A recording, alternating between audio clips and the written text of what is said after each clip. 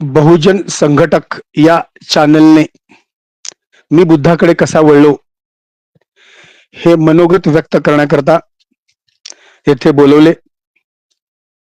मी राहुल खांडेकर सरांचा खूप खूप आभारी आहे. मी चालू करण्यापूर्वी माझे पिता परमपूज्य कृष्णा पांडुरंग धडे, माझी माता परमपूज्य वत्सला कृष्णा धडे या उभयंतामुळे आज मी तुमच्या समोर आहे. तथागत महाकारुणी गौतम बुद्ध, शिव संभाजी, शाहू ज्योतिबा आणि फक्त बोधिसत्व नाही तर आधुनिक जगताचे गौतम बुद्ध महामानव डॉक्टर बाबासाहेब आंबेडकर, साहित्यरत्न मराठी भाषेचे खरे प्रवर्तक लोकशाहीर अण्णाभाऊ साठे, जम्बूद्वीप या वसुंधरेवरील पावन प्रभागातील वीरांगना,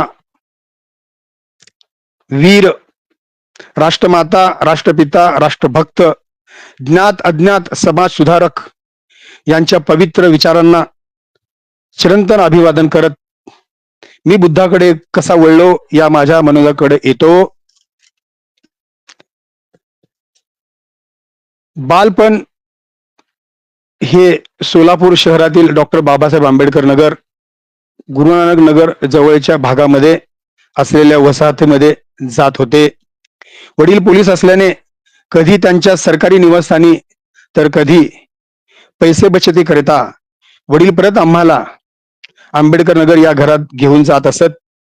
6 बहिणी आणि 2 भाऊ मला पकडून असे मोठे कुटुंब परिवार.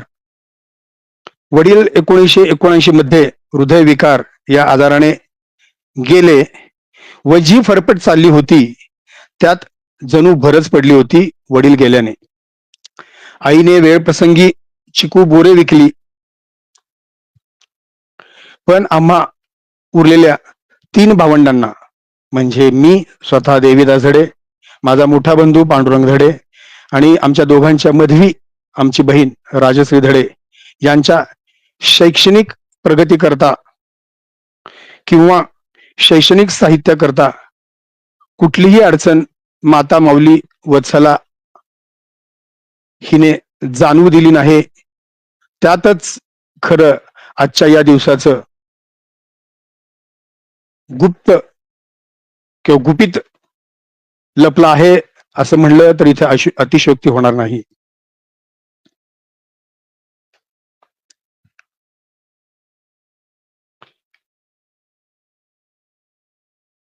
बाबासाहेब आंबेडकर नगरमध्ये राहत असल्याने डॉक्टर बाबासाहेब जयंती, बुद्ध जयंती हे कार्यक्रम जवळून अनुभवले, वास्तवता अनुभवली, निहाळली. वडील लहानपणी बाबासाहेबांवरील भाषण माझ्याकडून तयार करून घ्यायचे. मला व माझ्या मोठ्या बहिणीला वक्तृत्व स्पर्धेत भाग घेण्याकरता आम्हाला त्या काळी काही बक्षिसेही मिळाली. तो काळ होता साधारणतः 1979चा किंवा 1978 म्हणू शकतो, कारण का वडील 1979 मध्ये गेले होते. माझा मोठा बंधू याचे लग्न ठरले होते साधारणतः 1984-85चा काळ. आता भाऊ पोलीस दलात सामील झाला होता वडिलांच्या जागी. घरची आर्थिक परिस्थिती बेताची वरून मध्यम झाली होती. लहानपणी आईचे वडील बजरंग आजोबा यांच्या घरी पिंपरी, श्रीपत पिंपरी हे गाव आहे बार्शी तालुक्यातील. त्यांच्या गावी गेल्यानंतर देखील काही अनुभव पाठीशी होते. ए बजरंग मांगा, झाली का रे माझी बाज तयार, असं एका उच्च जातीतल्या मराठ्यांनी आजोबांना हाक मारायची. त्याच वेळी आजोबांना तहान लागलेली असायची. आजोबा पाणी मागतात आणि पाटील आवाज येतो, अहो हे बजरंग मांग थांबलाय, थोडं पाणी घेऊन या.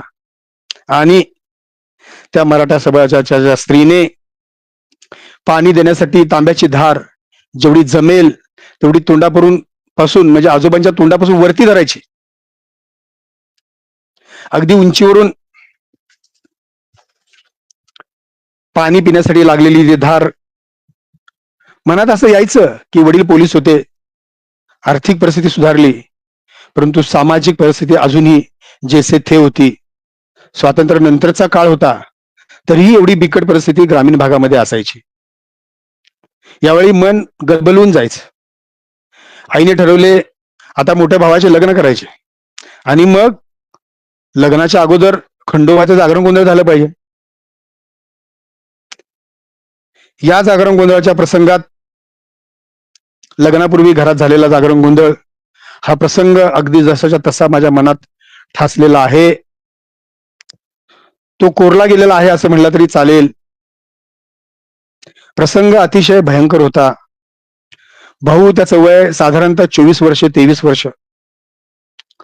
त्याच्या कानात कर्णकर्कश आवाज जागरण गोंधळातले, येळकोट येळकोट जय मल्हार, सदानंदाचा येळकोट येळकोट घे, या हो मल्हारी देवा करीन तुमची सेवा. त्याच वेळी त्याच्याकडे पाहणारा हा 15 वर्षीय निरागस देवीदास, वाघ्या मुरळी इतर जमाव त्याच्या कानात कर्णकर्कश आवाज करतोय. पहाटेची वेळ, पांडुरंगावरती पिवळे हळदीचे थर साठले. कर्कश आवाज, संबळ आणि दिंबडी यांचा देखील आवाज जणू काही एकमेकाची चढाओढ करतायत. भाऊ थरथरला. पहाटेची 4ची वेळ. देव आले अशी वाघ्या मुरळींची गर्जना, त्यानंतर लंगर तोडणे हा कार्यक्रम. पहाटे 3:45 ते 4 वाजले असतील. ती जाड लोखंडी पोलादाची आकड्यांनी एकमेकात गुंफलेली साखळी, लंगर त्याच्या हातात दिला, त्याला उभे केले, परंतु त्याच्या भोवती सदानंदाचा येळकोट येळकोट घे आणि या हो मल्हारी देवा करीन तुमची सेवा ही कर्णकर्कश गाणी त्याच्या कानात सतत वाजत होती.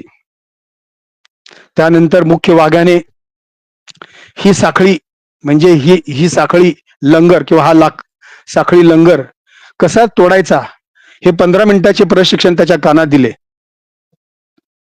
मी सैरभैर होऊन भावाकडे बघतोय आणि परत तोच आवाज, या हो मल्हारी देवा करीन तुमची सेवा. आणि माझा भाऊ प्रथम प्रयत्नातच ती साखळी तोडतो, पण ती साखळी तोडल्यानंतर तो कोसळला. मांडवात धावाधाव झाली. सर्व ज्येष्ठ मंडळी एकत्र आली. डोक्यामध्ये त्या पोलादी साखळीचा लागलेला वर्मी घाव,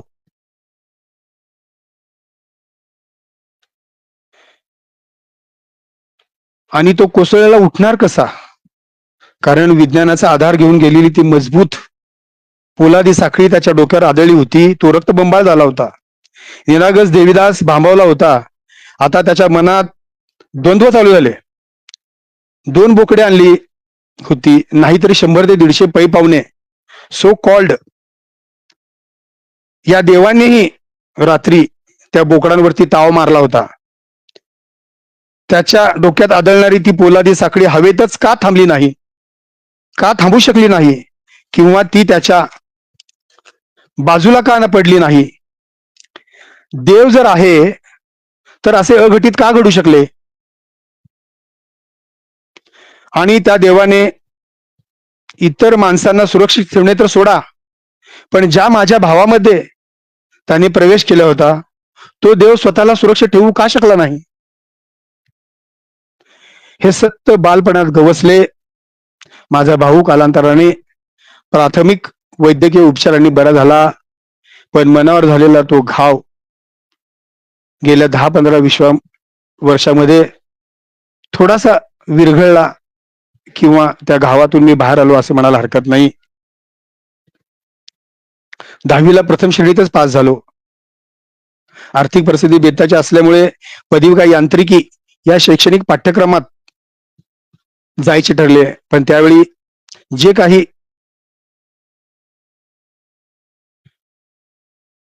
मेरिट किंवा गुणवत्ता यादी लागली, त्याच्यात दुर्दैवाने मला प्रवेश मिळाला नाही. त्याच्यानंतर 11वी-12वी सायन्स, शास्त्र व गणित हा विषय घेऊन 11वी-12वी ची परीक्षा दिली. अभियांत्रिकी या पाठ्यक्रमाकरता प्रयत्न केला, परंतु त्या काळात कुशल मार्गदर्शन लाभले नाही आणि तो प्रवेश देखील मी मिळवू शकलो नाही. माझे मार्क चांगले असताना देखील मला तिकडे जाता आले नाही.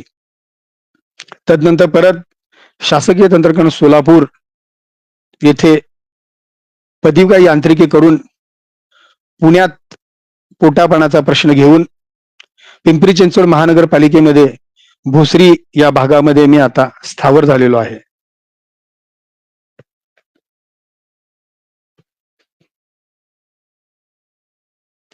परंतु मला इथे एक महत्वाचं सांगायचं आहे की ज्यावेळी मी बऱ्यापैकी स्थावर झालो, त्यावेळी आईला माझ्या लग्नाचे वेध लागले आणि त्या लग्नाच्या वेधामध्ये ती सतत माझ्या मागे लागायची. काही माझ्या नातेवाईकांमधील जुजबी शिक्षण घेतलेल्या त्या काळच्या तरुणी तिने मला दाखवण्याचा प्रयत्न केला, परंतु अशा प्रकारची सहचरणी मी स्वीकारणे केवळ अशक्य होते. कारण का डॉक्टर बाबासाहेब आंबेडकर म्हणतात, I will check the progress of society on the status of education of womens. आणि या विचाराने ग्रासलेला मी आईला म्हणालो की आज पुण्यात राहणाऱ्या माझ्या भगिनी ज्या स्वतः नोकरी करतात, माझे मेहुणे नोकरी करतात, आणि यांच्या जर प्रगतीप्रमाणे मला माझ्या परिवाराची प्रगती करायची असेल तर मला नोकरी करणारी माझी सहचरणी करण्याशिवाय गत्यंतर नाही. अन्यथा मी पंढरपुरामध्ये एक अनाथ आश्रम होता, त्या अनाथ आश्रमातल्या तरुणी जर मला सहचरणी म्हणून तू मान्य करणार असशील, हे मी माझ्या आईला बोलत होतो, तर मी तसं करेन. परंतु जुजबी शिक्षण घेतलेली तरुणी घेऊन मी संसार पुढे करू शकणार नाही, अशी जणू प्रेमळ तंबीच मी माझ्या आईला दिली होती. त्यानंतर साधारणतः मे 1998 मध्ये माझी सहचरणी मीना विठ्ठल देवकुळे, BA इंग्रजी DED पुणे जिल्हा परिषदेमध्ये प्राथमिक शिक्षक पदावर असलेली ही तरुणी मी माझी सहचरणी म्हणून स्वीकारली आणि माझ्या परिवाराची सुरुवात किंवा माझ्या संसाराची सुरुवात मी केली. ही माझी बायको म्हणजे माझ्या घरातील व माझा मोठा बंधू यांच्यातील धार्मिक विधी त्याप्रमाणे काटेकोरपणे पाळणारी ब्राह्मणच होती म्हणायला काहीच हरकत नाही.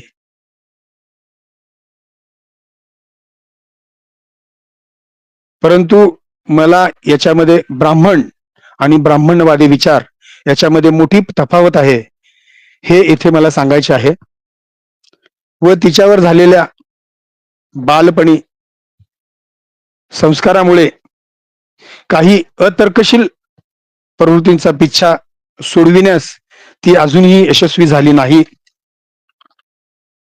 पण उरलेल्या प्रवासात ती तर्कशील, विज्ञानवादी, सत्यवादी होईल हा माझा आत्मविश्वास ते रुंदीगत करेल, यात कुठलीही तीळ मात्र शंका नाही. हे आज मी मुद्दाम इथे मांडतोय.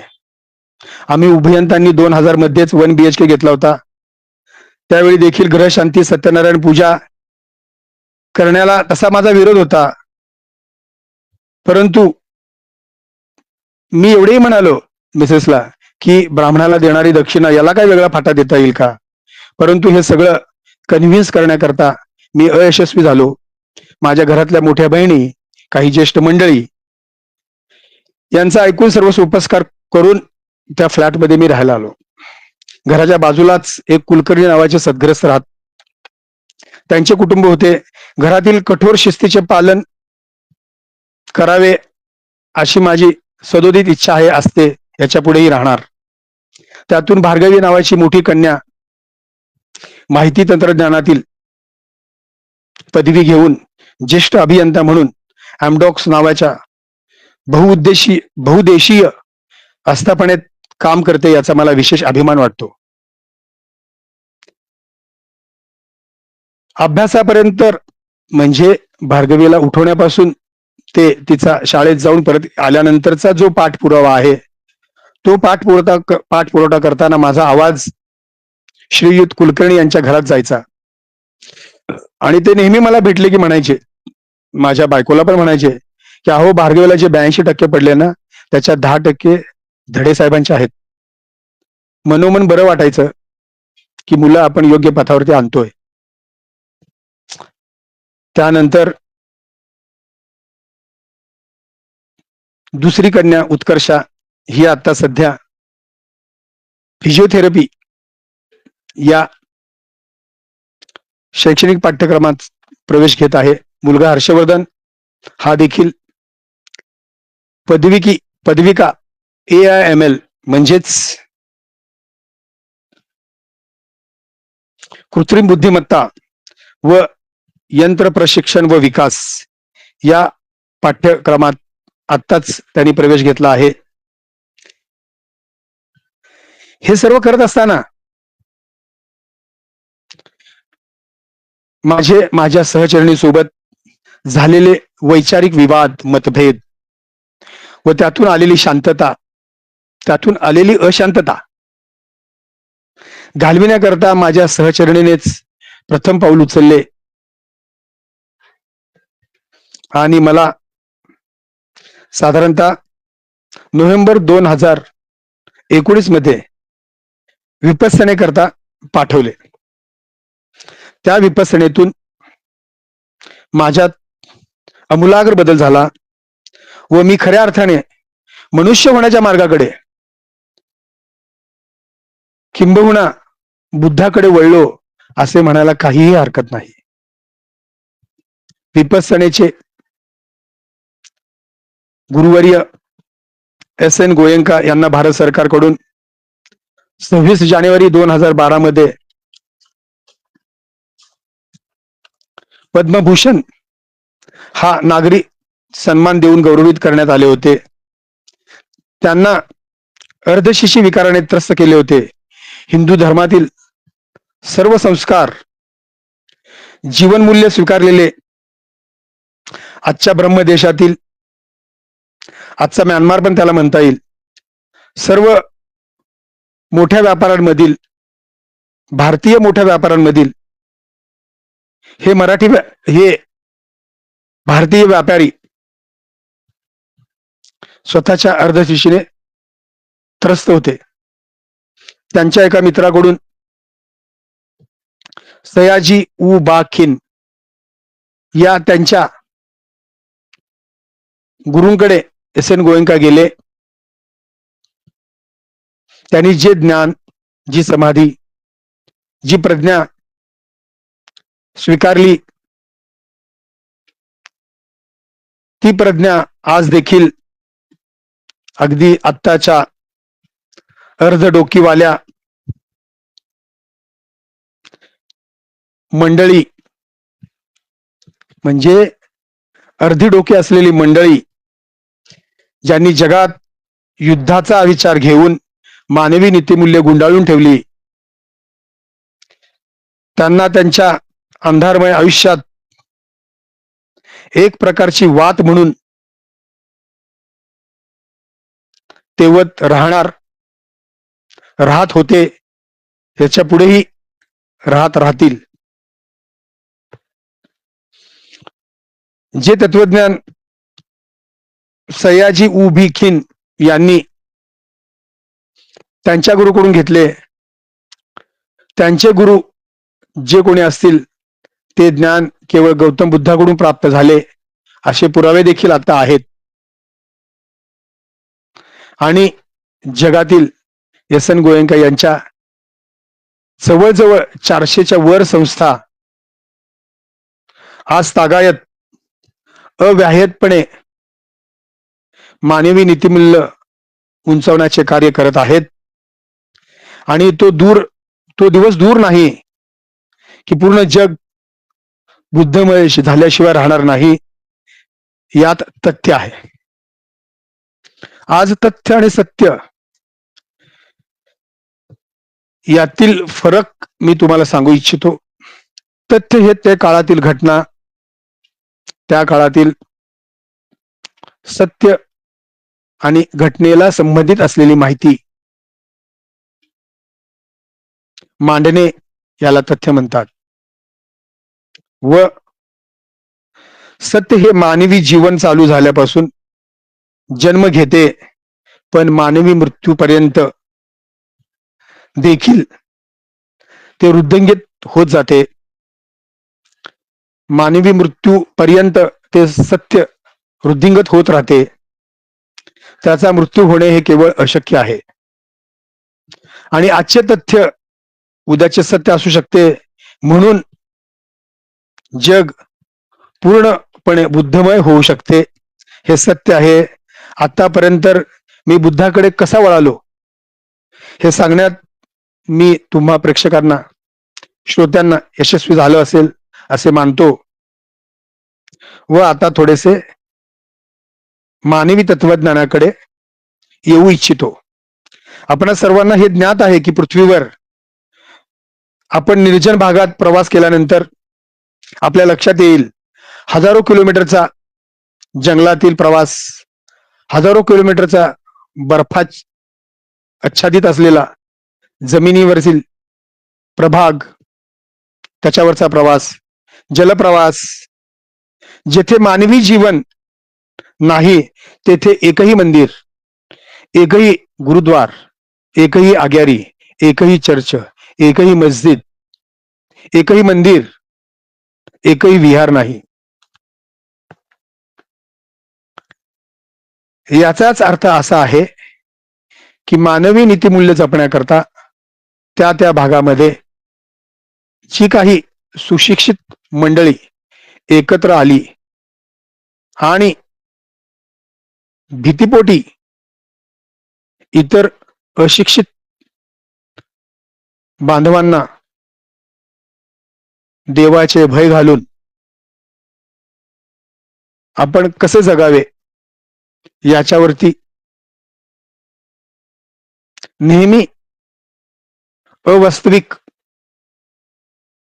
जे शक्य नाही त्या गोष्टी लादत व त्यांच्याकडून ते करून घेत.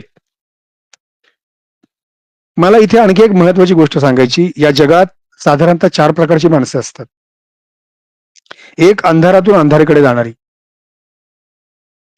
उदाहरण झोपडपट्टीमध्ये अगोदरच अंधारात असलेली व्यक्ती, नशा किंवा मानवी नीतिमूल्य न जपता आयुष्य कंठणारी माणसे, अशी हजारो आयुष्य अंधारातच संपतात. दुसरी काही प्रकाशातून अंधारात जाणारी माणसे असतात. उदाहरणादाखल अशी व्यक्तित्वे जी थोडीफार प्रकाशात असतात, पण कुशल मार्गदर्शनाअभावी प्रकाशातून अंधारात जातात व त्यातच चाचपडत राहतात. याचे जिवंत उदाहरण म्हणजे आत्ताचा जो काय सो कॉल्ड सुशिक्षित समाज आहे. बाबासाहेबांच्या संविधानातून स्वतःला लागणाऱ्या सर्व सोयींचा वापर करून फायदा घेऊन अजूनही अंधारात चाचपडत आहेत योग्य तो मार्ग निवडण्यासाठी. तिसरे काही अंधारातून प्रकाशाकडे जातात. त्यांना उदाहरण दाखल पाहायचे असेल तर मी असे म्हणू शकतो, जी व्यक्ती आपणाला सांगते की मानवी नीतिमूल्य जपत हे मानवी आयुष्य कंठत प्रगती करत जा, जसे बाबासाहेबांनी 1937 मध्ये घोषणा केली की मी हिंदू म्हणून मरणार नाही, कारण का हिंदू म्हणून जन्मणे माझ्या हातात नव्हते, परंतु हिंदू न राहता मरणे हे माझ्या हातात आहे. आणि 18 ते 20 वर्ष पूर्ण इतर धर्मांचा यथासांग अभ्यास करून ते म्हणतात बुद्धाच्या मार्गाकडे या. तिकडे माणूस चालायला पण लागतो आणि त्यात मज पामराचा सहभाग झाला आहे हे मी जाणीवपूर्वक इथे कबूल करतो. चौथा प्रकार आहे माणसांचा, प्रकाशातून प्रकाशाकडे जाणारी चालणारी माणसे. जसे गौतम बुद्ध सांगतात, मी देव नाही, मी प्रेषित नाही, माझे मार्गक्रमण कराल तर तुम्ही स्वतः बुद्ध होऊ शकता. तेही पूर्ण स्वातंत्र्य देतात. मार्ग तपासा, त्यानंतर मार्गक्रमण करा. यात मला अजून एक मांडायचंय. भारतीय संविधानामध्ये दिलेले जे काय अभिव्यक्ती स्वातंत्र्य आहे त्या नियमांना किंवा त्या नियमांवरती बोट ठेवून मी पुढील प्रमाणे नमूद करतो. काही म्हणतात मला देवाने पाठविले आहे, काही म्हणतात की मला देवानी तुमच्याकरता दिलेला सल्ला तुमच्यापर्यंत पोहोचवण्याकरता पाठवले आहे. तर काही म्हणतात मी स्वतः देव आहे. अगदी आश्चर्यचकित करणाऱ्या घटना मी घडवून आणतो. जे शक्य नाही ते मी शक्य करून दाखवतो.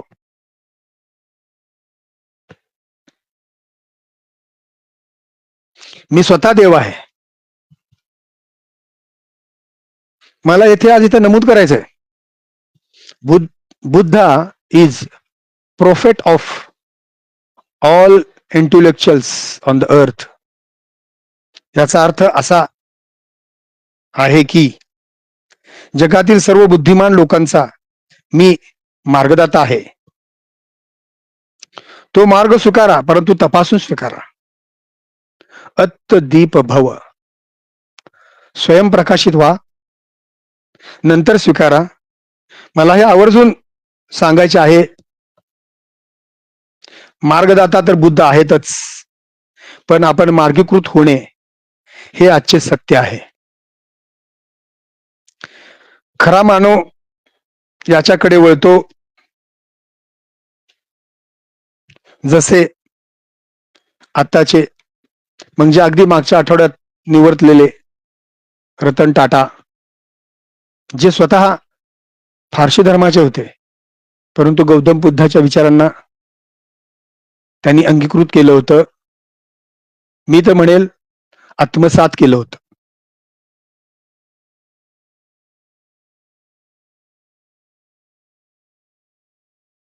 थोडक्यात आपण मागे ऐकल्याप्रमाणे किंवा मागे सांगितल्याप्रमाणे तत्वज्ञान हे एकच आहे, चिरंतन आहे. येथे जगात फक्त दोन जाती आहेत, स्त्री आणि पुरुष. धर्म एक आहे, मानवी नीतिमूल्य सांभाळणे म्हणजेच माणुसकी. आणि हा सर्व पृथ्वीवर, आकाशात, पाताळात एकच आहे, माणुसकी. देव ही भीतीपोटी निर्माण झालेली संकल्पना असून मानवी समानता आणि मानवी नीतिमूल्य जपणे हेच खरे देवत्व आहे.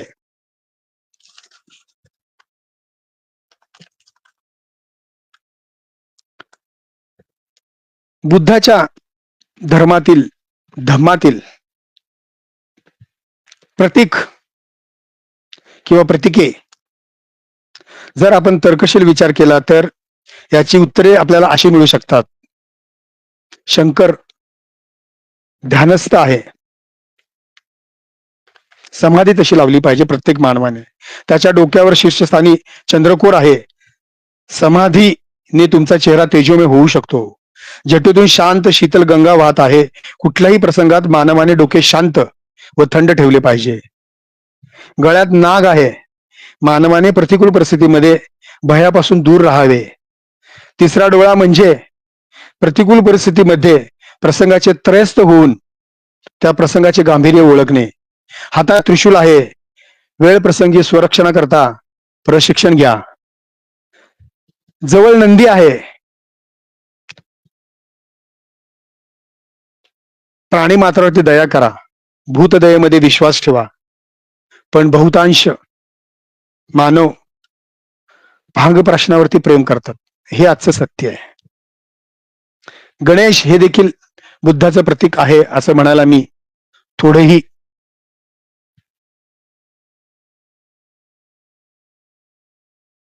विचार करणार नाही.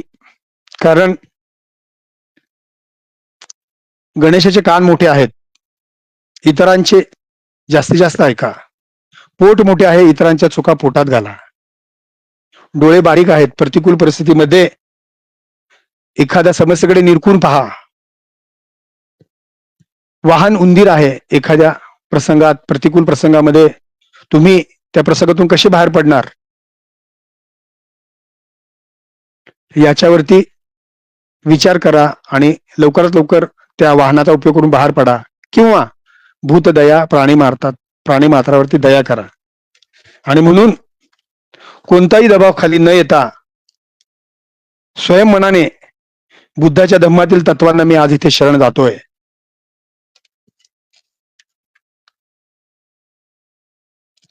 आणि मानवी समानता आणि मानवी नीतिमूल्य जपण्यामध्ये खरे देवत्व आहे याची प्रचिती मला आता आलेली आहे. आता कुठला धम्म कोणी स्वीकारावा हा ज्याचा त्याचा वैयक्तिक विचार आहे, हे ज्याच्या त्याच्या हातात आहे.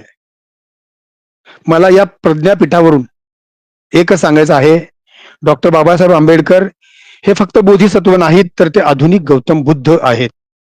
व भारताचे संविधान या जगाच्या किंवा या जगात खऱ्या अर्थाने या जगाचा धर्मग्रंथ आहे असे म्हणले तर वावगे ठरणार नाही. बरे, आता आपण थोडेसे इतिहासाकडे वळूया.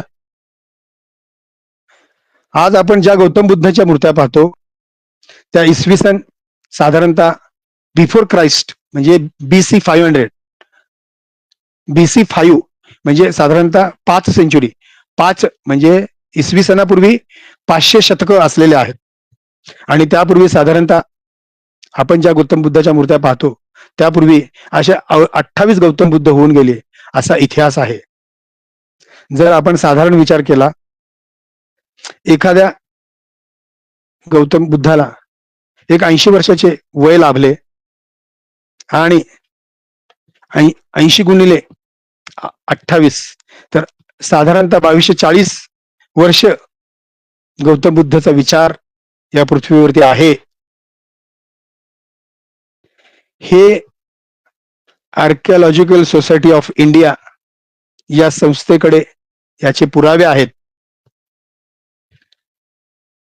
पाली भाषेचा उगम हा साधारणतः गौतम बुद्ध किंवा त्यानंतर सम्राट अशोकाच्या काळात झाला. मुद्रण शास्त्रातील प्रगती नव्हती म्हणून डोंगरात गौतम बुद्धाचे विचार कोरले गेले.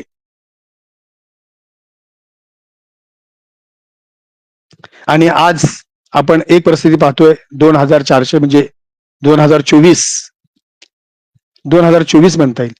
2024 इसवी सनानंतर झालेले शतक आणि त्यापूर्वी आलेले येशू ख्रिस्त. पाली भाषेचा जन्म हा गौतम बुद्धाच्या काळाच्या नंतरचा आहे किंवा सम्राट अशोकाच्या काळातला आहे. त्याच्यात नंतर पालीला प्राकृत करून संस्कृत झाली, ती 12व्या शतकात आली. खरे तर तेथून हिंदू धर्माचा उदय झाला याची आपल्याला शाश्वती आल्याशिवाय राहणार नाही. काही समाजातील मंडळी मला नेहमीच विरोध करतात. मला म्हणतात तुम्ही हिंदू धर्माविरुद्ध बोलता. त्यांना मी एकच सांगू शकतो, प्रथम स्वतःचे घर साफ करावं व त्यानंतर इतर घरामध्ये आपण डोकावू शकण्याचा आपल्याला अधिकार आहे. मला सांगा, संस्कृत भाषेत ज्ञानार्जन करण्यासाठी किती विद्यापीठे भारतीय इतिहासात आहेत? तुम्हाला प्रश्न पडला असेल, अगदी नगण्य. परंतु हेच आपण पाली भाषेचा विषय जर डोक्यात घेतला तर नालंदा, तक्षशिला, वल्लभी, विक्रमशिला अशा कितीतरी बौद्ध विद्यापीठे आपल्या नजरेसमोर येतात. मग विचार येतो की आताच्या बामियांपासून म्हणजे अफगाणिस्तान ते आत्ताचा ब्रह्मदेश म्यानमार हा प्रदेश अखंड जम्बूद्वीप होता आणि खऱ्या अर्थाने येथे सोन्याची चिमणी स्वच्छंद विहार करत होती असे म्हणणे अतिशयोक्ती होणार नाही. मराठीत एक म्हण आहे, दिव्याखाली अंधार. अशीच परिस्थिती धम्माची झाली आहे.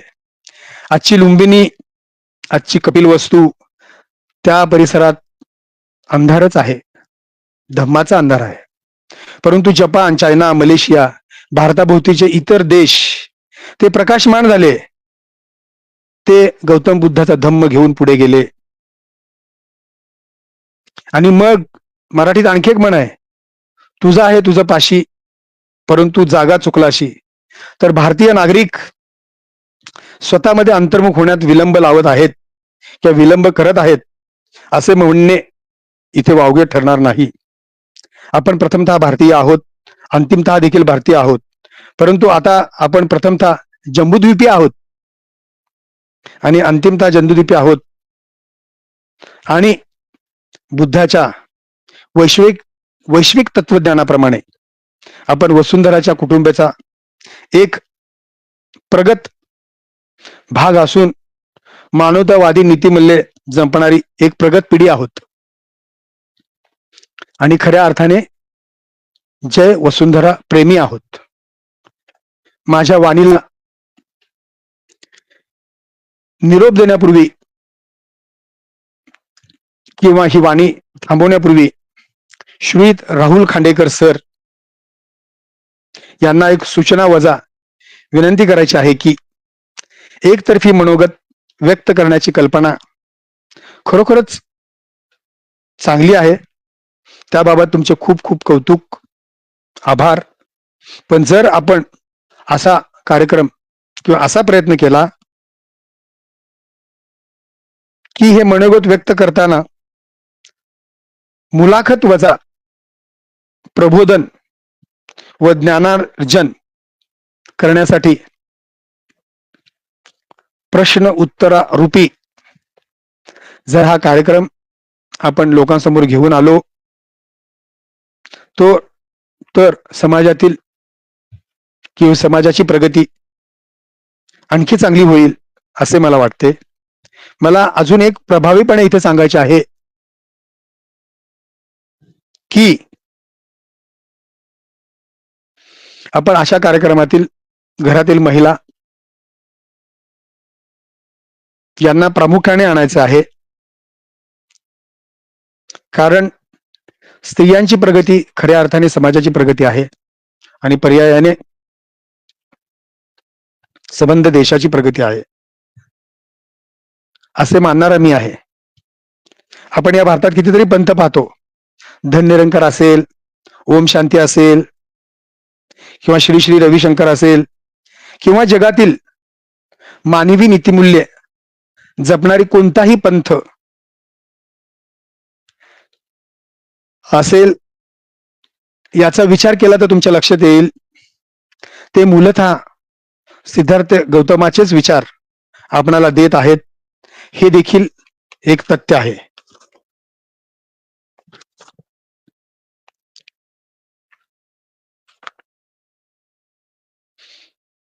आत्ताच काही वेळापूर्वी बोलल्याप्रमाणे एकतर्फी विचार मांडत राहणे योग्य वाटत नाही व आता देखील बुद्धाकडे वळताना माझे नातेवाईक, परिवारातील सदस्य यांचा विरोध मला खूप जवळचा वाटतो किंवा तो माझ्या जवळचा झालाय. विरोधातून मानवी ज्ञान परिपक्व होण्यासाठी मला असं म्हणायचं आहे की हा जो नातेवाईकामधील की परिवारातील विरोध आहे तो मानवी ज्ञान परिपक्व होण्यासाठी गरजेचं आहे असे म्हणले तर वावगं होणार नाही व या मतावर मी येऊन ठेपलो आहे. या सर्वावर मात करून तथागताच्या मार्गात आपण मार्गीकृत होऊया. तथागत या शब्दाचा अर्थ खूप मौलिक आहे. पहिला अर्थ जो सत्यासोबत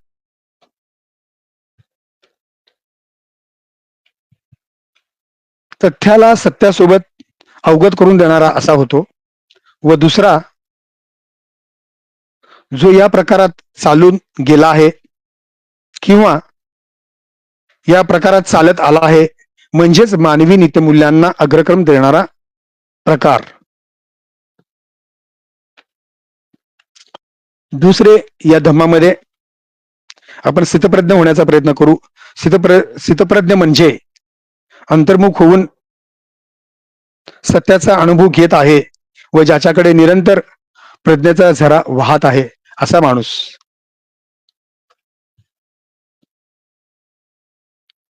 मला या ज्ञानपीठावरती मला आणखी एक असं मांडायचं आहे की जगात 7 आश्चर्य आता आहेत जी अचलित आहेत. पुतळे स्मारके जशी चीनची भिंत किंवा पिसाचा झुलता मनोरा किंवा ताजमहाल. पण जगातील मानव परिवर्तनाच्या चळवळीमधील आश्चर्य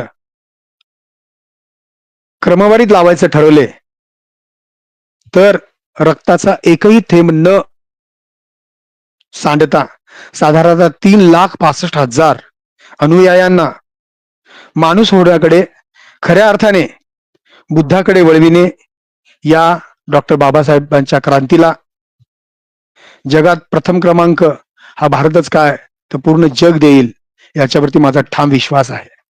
आणि हे एक आश्चर्य होऊ शकतं. बाबासाहेब म्हणतात cultivation of mind should be the ultimate aim of human existence. म्हणजेच मानवी मनाची मशागत करून योग्य मार्गावर ते मन आणणे असे अंतिम ध्येय असले पाहिजे जोपर्यंत मानव अस्तित्वात आहे तोपर्यंत. माझ्या वाणीला विराम देताना एवढंच सांगेन आपण तथागत होईल का नाही हे सांगणे अतिशयोक्ती होईल. आपण तथागत गौतम बुद्ध व बोधिसत्व असलेले परंतु खऱ्या अर्थाने गौतम बुद्ध असलेले डॉक्टर भीमराव आंबेडकर यांच्या चरणांची धूळ देखील होऊ शकत नाही. परंतु त्यांनी दाखविलेल्या या मार्गावर चालण्याचा प्रयत्न तर आपण नक्कीच करू शकतो आणि चांगला प्रयत्न करणे हेच मानवी जीवन आहे. एवढे बोलून मी माझे विचार थांबवतो. सर्वांना मंगल मैत्रीच्या शुभकामना देतो. जय भीम, नमो बुद्धाय, अतः दीप भव, जय जम्बूद्वीपी, जय वसुंधरा प्रेमी. आपलाच धम्म प्रवर्तनामध्ये आता हिरहिरीने काम करण्यासाठी तयार झालेला देवीदास कृष्णा धडे.